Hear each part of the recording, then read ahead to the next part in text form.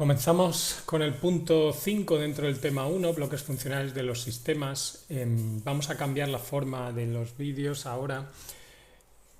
Como veis, tenemos en la parte superior derecha los apuntes y a la izquierda voy a ayudarme del navegador para que tengáis una imagen más gráfica de todos los contenidos en el momento de explicarlos. Bueno, el bloque funcional, y en este caso fundamental de un sistema informático, la Central Processing Unit, la unidad central de proceso, CPU, también se le llama procesador, también en la práctica se le llama microprocesador, puesto que ese procesador, ese bloque, suele ir dentro de un microchip, un chip de, ya hemos comentado otras veces, una oblea de silicio encapsulada en una cubierta de plástico con unos contactos metálicos que le permite unirse a unas placas de circuito impreso. Bueno, a ver, se me ha ido. En este caso vamos, por tanto, a describir esta unidad central de proceso. Es el cerebro del ordenador, es el encargado de interpretar las instrucciones que forman parte de los programas y llevar a cabo las operaciones básicas. Si accedemos a ver en internet imágenes al respecto, pues como veis nos muestra lo que sería el microprocesador. Hoy en día la CPU va dentro de este microprocesador. Ese bloque funcional lo tenemos ahí dentro. Tenemos que, como decía, es el cerebro. ¿Por qué? Porque los programas cargados en la memoria RAM, es decir, tendríamos la memoria RAM. Bueno, me ha llevado RAM, memory. Estos son módulos de memoria que se ponen en la placa y ahí se cargan los programas y la CPU se encargaría de leer de los programas que están almacenados en esta memoria para ir realizando las instrucciones correspondientes a cada programa. ¿Qué son las instrucciones? Bueno, las instrucciones básicamente son operaciones aritméticas, operaciones lógicas y operaciones de movimiento en las que se desplazan bits o bytes entre posiciones. Bueno, aritméticas, esto es pura matemática, sumas, restas, multiplicaciones. Operaciones lógicas son aquellas que dan verdadero o falso. No vamos a profundizar en este tipo de operaciones, pero sí que en otros cursos se introducen con más detalle.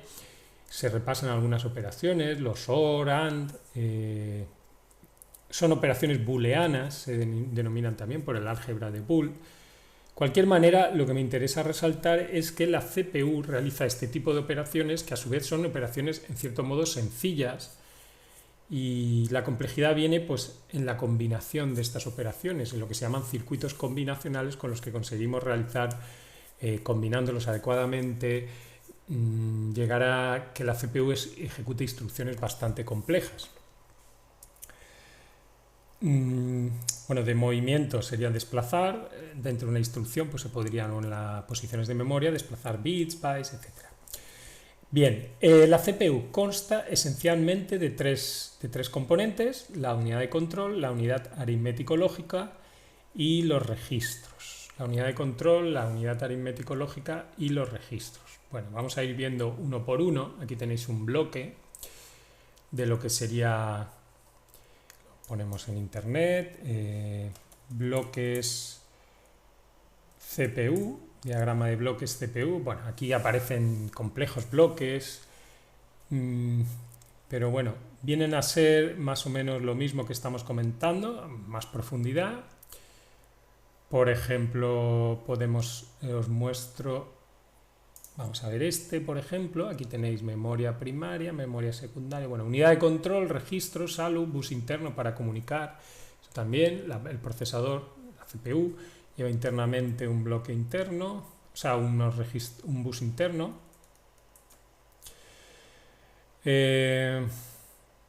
Vamos a ver. Bueno, la idea es, hay un bus interno aquí, donde comunica los registros con la unidad de control y la ALU o UAL. UAL es unidad aritmético-lógica, lo que pasa es que muchas veces lo llamamos ALU por la denominación en inglés, Arithmetical Logical Unit. ¿Qué hace cada bloque de estos? Bueno, pues cada bloque tiene una función dentro de la CPU, ya sabéis, esto es el microprocesador, y cuando lo diseñan los ingenieros de Intel o de otros fabricantes, pues tienen en cuenta crear estos bloques internamente. La unidad de control, ¿qué hace? Le interpreta y ejecuta las instrucciones almacenadas en la memoria, es decir, esa es la que realmente, bueno, pues accede a la memoria, recupera las instrucciones y tal. ¿Qué necesita? Bueno, necesita esos registros para ir guardando los datos de trabajo, conforme va cargando datos los va poniendo ahí, de la memoria los mete ahí, los resultados intermedios los mete ahí. Normalmente de forma temporal, cuando deja de usarlos, pues ya los borra o continúa haciendo otras cosas, o los almacena en la memoria y los deja en la memoria principal. Actualmente, bueno, los registros aquí tenéis, actualmente son de 32 o 64 bits. Eso es importante en el sentido de que marca el tipo de CPU que disponemos y eso la define en cuanto a potencia, 64 bits más que una de 32, y ha ido progresando de 8, 16, 32, 64. Luego tenemos la unidad aritmético-lógica, que es la que digamos, la unidad de control en sí no va a realizar esas operaciones aritméticas, esas operaciones lógicas directamente, sino que es la que, bueno, gestiona, controla toda la ejecución de las instrucciones. Y se va a ayudar en esta unidad aritmético-lógica, que es específica y es la que, bueno, sería capaz de... a ver si os pongo un ejemplo mejor aquí. Bueno, aquí tenéis un diagrama de bloques. Lo que pasa que siempre vemos... Bueno, aquí aparte habla de la memoria primaria, memoria secundaria. Yo me fijo en esto, como veis, buscando en internet, pues vemos que los ejemplos muestran el mismo diagrama, la unidad de control, la ALU, un bus interno y unos registros, ¿vale? Siempre accedemos a la memoria para recoger las instrucciones, los datos también están en la memoria y se trabaja. Hay distintas escalas, las memorias tienen una jerarquía, una primaria, una secundaria, luego lo veremos mejor. A ver, que no se ve bien. Así. Vale. Bueno, pues esta es la idea de los bloques de la CPU. También hay que tener en cuenta que las CPUs actuales, además de incluir esa unidad de control, esos registros, esa ALU, suelen contener en su interior dos bloques más bastante importantes también, con relevancia, que es fruto de la evolución de las CPUs. Uno es la memoria caché. La memoria caché no es más que una memoria. Es, digamos, la memoria principal, la que tenemos fuera de la CPU, pero lo que se hace es coger un trozo de esa memoria principal, no coge un trozo, sino que se crea dentro de la CPU un trocito de memoria similar, que es una memoria de un tamaño importante. Lo que se busca es reducir el número de accesos a la memoria.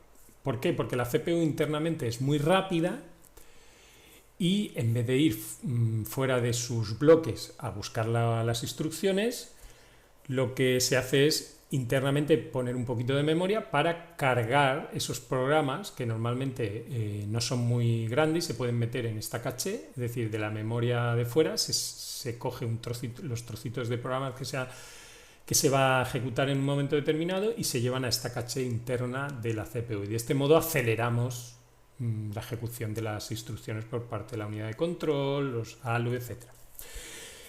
Eso sería la memoria caché, y luego hay otra unidad que se añade, la FPU, la Floating Point Unit, la unidad de coma flotante, que lo que hace es una unidad especializada en el cálculo con números reales, en definitiva con números con decimales, que tienen decimales y bueno, los cálculos tienen sus características y su complejidad y se requiere una unidad aparte que realice cálculos con este tipo de números.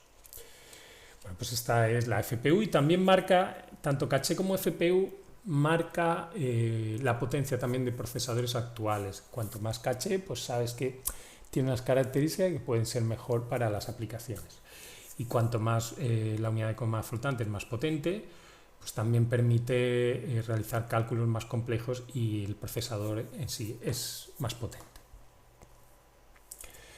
Bueno, podemos buscar información en internet. Si buscáis memoria caché L1, L2, L3 son las que vienen dentro de las CPUs. Ahí si buscáis qué es la memoria caché L1, L2, L3, pues os describe. Y bueno, es un elemento que cuando compráis un procesador aparece. Igual que la FPU, la unidad de coma flotante, que se dice en castellano, es floating point. Bueno, pues es también una unidad importante para la ejecución, ya digo, de números reales. La aritmético lógica se queda para operaciones más sencillas, sumas, restas y tal, y se añade esta nueva unidad.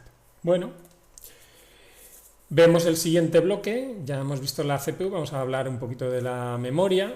La memoria, ya habéis visto anteriormente que la memoria son unos módulos de RAM. Ahora os enseño las imágenes para que lo veáis de nuevo, esos módulos que vamos a ir conectando. Eso va a ser básicamente lo que llamamos el bloque funcional de memoria, que, bueno, ¿qué características tienen? Pues la memoria, básicamente la idea es almacenar información, almacenan bits, que la información, ya digo, va codificada en binario y son unos y ceros, y la almacena en esos bits en lo que llamamos celdas. Cada bit es una celda dentro de la memoria, es como cajitas, y suelen hablarse de palabras como decimos que accedemos modo palabra, o en lo que cuando accedemos a la memoria recuperamos palabras, y las palabras son varios bits.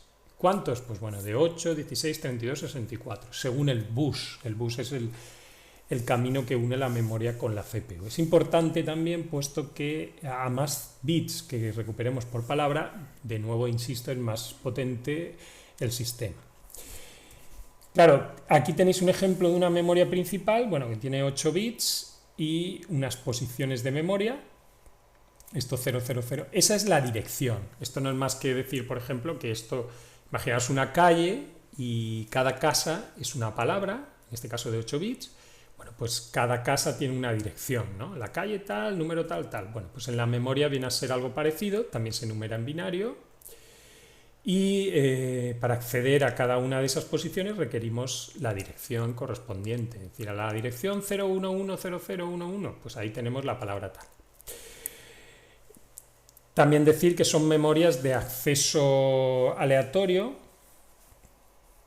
puesto que se puede acceder a cualquier dirección independientemente de donde estuviéramos previamente.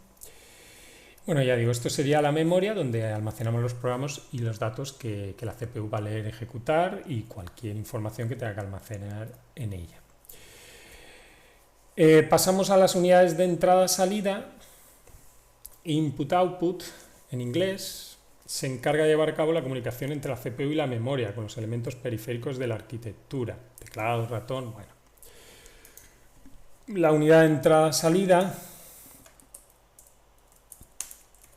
es más variado, digamos, encontrar elementos de entrada-salida, pues hay un gran número. Es decir, aquí por ejemplo, bueno, aquí tenemos, a ver si veo dispositivos de entrada-salida, aquí te pone algunos ejemplos de unas imágenes. Aquí tenéis monitor, altavoz de salida, auriculares, impresora, plotter, proyector. En definitiva, hay un gran número de elementos que son de entrada-salida. A menudo los llamamos periféricos, puesto que el procesador en sí... Vamos a ver, voy a ir... A ver, vamos a volver aquí. Buscamos unidad de entrada-salida. Bueno, pues hay muchos dispositivos. Y lo que me interesa resaltar en este caso, que llamamos periféricos, y no son fundamentales, digamos, para funcionar el equipo. Un equipo básico de sistema puede funcionar con CPU memoria, pero esto le da una funcionalidad mucho mayor a nuestro sistema, puesto que nos permite interacción, es decir, podemos desde el teclado, el ratón, el monitor actuar sobre el sistema. nos permite obtener resultados gráficos, por ejemplo, a través de impresora, nos permite almacenar de forma permanente la información en lo que serían discos duros, es decir, una serie de funciones adicionales para nuestro sistema informático. Bueno, pues la unidad de entrada-salida se comunica a través de buses con nuestro sistema y la unidad de entrada-salida gestiona esos periféricos. Va a tener dos partes también la unidad de entrada-salida. Bueno, pues tiene el controlador de entrada-salida, que es el que conecta el periférico, que es el componente al que se conecta el periférico. El controlador va a estar muy unido al periférico, es decir, la impresora tiene un controlador, el disco duro tiene otro controlador, etc.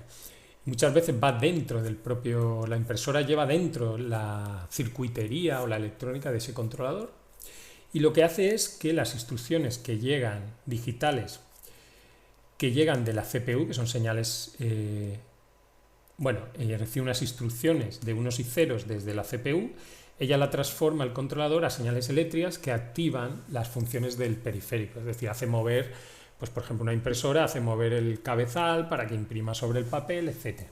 Bueno, pues eso es una placa de circuito impreso, muchas veces está dentro de la impresora, y a su vez hay otro elemento dentro de la unidad de entrada-salida que llamamos interfaz de entrada-salida, que es el punto de acceso entre los buses del sistema y nuestra unidad de entrada-salida. Y lo que hace es gestionar la comunicación entre la CPU y el controlador. Aquí tenéis un esquema en la diapositiva, un esquema, los buses llegan a través de la interfaz y el controlador gestiona con el periférico y a través de la interfaz con las CPUs, la CPU y la memoria. A la izquierda, imaginaros que está la CPU y la memoria. Bueno, lo que quiero resaltar aquí, bueno, los interfaces es bastante sencillo. Imaginad en el USB. El USB sería un tipo de interfaz, sería LATA, PCI, PCI Express, etcétera. Esos serían los interfaces. Controlador, pues esa circuitería que actúa sobre el periférico. Bueno, pues esto sería la unidad de entrada-salida, como decía. A ver si vemos algo también. Bueno, lo dejo aquí y hasta aquí pues sería el punto 5 del tema 1.